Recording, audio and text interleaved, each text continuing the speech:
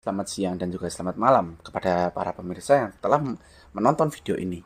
Kali ini saya akan membahas soal birokrasi. Sebelum kita lanjut membahas, lebih baik kita kenalan terlebih dahulu. Perkenalkan, nama saya Nakha Edra Fawas. Saya dari Universitas Brawijaya, Fakultas Ilmu Administrasi, Prodi Administrasi Publik. Nah, lanjut. Kali ini kita akan membahas soal pengertian, kelebihan dan kekurangan, berjalannya birokrasi, hubungan, dan yang terakhir kesimpulan. Kita lanjut. Birokrasi. Pengertian birokrasi secara luas. Apa sih itu birokrasi? Nah, birokrasi adalah sistem administrasi dan pelaksanaan tugas keseharian yang terstruktur dalam suatu organisasi yang besar, baik pemerintahan maupun swasta. Birokrasi melibatkan aturan-aturan, regulasi, dan prosedur yang ditetapkan untuk mengelola aktivitas dalam skala besar. Terus, ini kan menurut Betham 1996. Nah, saya mengutip juga dari Blau dan Mayer. Blau dan Mayer menjelaskan bahwa birokrasi itu penuh dengan kekakuan, stagnan struktural, tata cara yang berlebihan, penyimpangan sasaran, sifat pengabaian, serta otomatis dan menutup diri terhadap perbedaan pendapat. Nah, kan bingung ya kenapa kok birokrasi itu dampaknya ada yang negatif, dampaknya ada yang positif. Di sini saya akan menjelaskan. Nah, birokrasi itu memiliki beberapa fungsi sebagai kepentingan masyarakat. Yang pertama, fungsi administrasi. Fungsi administrasi sendiri itu meliputi pengelolaan sumber daya manusia, seperti merekrut, mengembangkan, dan mengelola pegawai. Yang kedua, fungsi pelayanan. Fungsi pelayanan sendiri meliputi pelayanan publik, menyediakan layanan untuk masyarakat, seperti pengurusan dokumen, informasi, dan juga bantuan. Yang ketiga, fungsi perizinan. Fungsi perizinan sendiri meliputi pengelolaan izin, seperti mengeluarkan, memperbarui, dan mencabut izin usaha, bangunan, dan masih banyak lagi. Yang terakhir, fungsi pengaturan. Fungsi pengaturan sendiri itu meliputi pembuatan kebijakan, seperti merumuskan dan mengembangkan kebijakan politik. Selanjutnya, saya akan membahas soal kelebihan dan juga kekurangan. Kelebihannya itu adanya aturan dan prosedur yang jelas, pengembangan tugas yang spesifik, serta hierarki otoritas yang memudahkan koordinasi. Selanjutnya, kekurangan. Kekurangan dalam birokrasi sendiri itu sistem birokrasi yang sangat ketat, inovasi yang sama saja, dan ketergantungan prosedur. Selanjutnya, saya akan menjelaskan berjalannya birokrasi. Dengan berjalannya birokrasi, hal ini tentu memiliki beberapa dampak positif dan juga negatif. Yang pertama, dampak positif dengan adanya birokrasi itu birokrasi lebih dinamis, yang berarti pemerintahan memiliki karakter cepat, efisien, dan responsif. Yang kedua, percepatan sistem kerja yang berarti berorientasi pada percepatan pengambilan keputusan dan perbaikan pelayanan publik. Yang ketiga, fokus kepada pekerjaan fungsional, yang berarti ketika struktur organisasi tersebut semakin besar, maka birokrasi tersebut akan semakin terhambat karena posisi yang dibutuhkan sudah diisi dan terlalu banyak individu.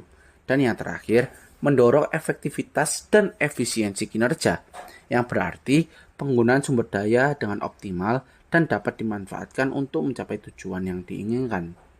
Dampak negatifnya dengan adanya birokrasi, yang pertama, itu sulitnya mengambil keputusan, yang berarti banyak tingkat hierarki sehingga sulit bahkan telat mendapatkan informasi. Yang kedua, pemborosan sumber daya, yang berarti struktur birokrasi yang rumit sehingga membutuhkan banyak biaya untuk mempertahankan para individu. Yang ketiga, patologi yang timbul karena tindakan para anggota birokrasi melanggar norma hukum dan peraturan undang-undangan yang berlaku. Patologi jenis ini antara lain menerima suap, korupsi, ketidakjujuran. Dan yang keempat, masyarakat itu bisa merasakan dampak dari patologi birokrasi ini, seperti budaya pungli, sokok menyokok, lambatnya pelayanan, terus lambatnya pelayanan prosedur, serta korupsi, kolusi, dan nepotisme. Kalian sendiri pasti sudah tahu kan, di Indonesia ini eh, masih banyak seperti pungli atau lambatnya pelayanan, itu masih banyak. Terus selanjutnya tantangan birokrasi. Tantangan birokrasi sendiri menurut BKN adalah satu, peraturan yang sering berubah. Yang kedua, perbedaan persepsi dengan manajemen talenta atau pengelolaan SDM. Ketiga, urgensi pengelolaan talenta belum menjadi prioritas di hampir semua lembaga pemerintah. Yang keempat, terdapat konflik kepentingan dalam proses pengangkatan. Nah, sekarang saya akan membahas tantangannya. Tantangan birokrasi sendiri itu yang pertama, ketidakmampuan aparatur sipil negara untuk beradaptasi dengan perubahan. Yang kedua, kurangnya pelatihan dan sosialisasi agar mengikuti perkembangan zaman. Yang ketiga, pelayanan yang tidak responsif. Yang keempat, pelayanan dengan melakukan tindak diskriminasi seperti masyarakat yang ekonomi rendah akan diperlakukan beda dengan masyarakat yang memiliki ekonomi tinggi. Upaya reformasi sendiri. Upaya reformasi dalam birokrasi yang dilakukan di Indonesia yang pertama, penguatan sumber daya manusia, berfokus pada pelatihan dan pendidikan untuk meningkatkan kompetensi aparatur sipil negara dan meningkatkan profesionalisme. Selain itu, rekrutmen dan seleksi pegawai diperketat tanpa adanya jalur belakang demi mendapatkan pegawai yang berkualitas dan sesuai dengan kebutuhan tugas. Yang kedua, penggunaan teknologi informasi dan komunikasi seperti menggunakan e-government untuk mempercepat proses administrasi masyarakat secara online dan meningkatkan transparansi dalam pelayanan publik. Yang ketiga, pemberantasan korupsi. Program anti korupsi untuk mencegah dan memberantas korupsi di sekitar publik, seperti penyuluhan, anti korupsi, pergerakan hukum yang lebih ketat, serta peran KPK. Yang selanjutnya saya akan membahas tentang hubungan birokrasi. Hubungan birokrasi sendiri itu pejabat tidak bebas menggunakan jabatannya untuk kebutuhan dan kepentingan pribadinya. Yang kedua, jabatan-jabatan disusun dalam tingkatan hierarki dari atas sampai bawah atau dari bawah ke samping. Yang ketiga, tugas dan fungsi masing-masing jabatan dalam hierarki secara khusus berbeda. Yang keempat, setiap pejabat dipilih berdasarkan kualifikasi profesionalismenya. Yang kelima, setiap pejabat memiliki gaji termasuk hak menerima pensiun. Dan yang terakhir, setiap pejabat berada di bawah kendali dan pengawasan sistem yang secara disiplin. Nah, kesimpulannya itu birokrasi itu bukanlah tembok untuk menghalang, tetapi jembatan penghubung antara pemerintah dan rakyat.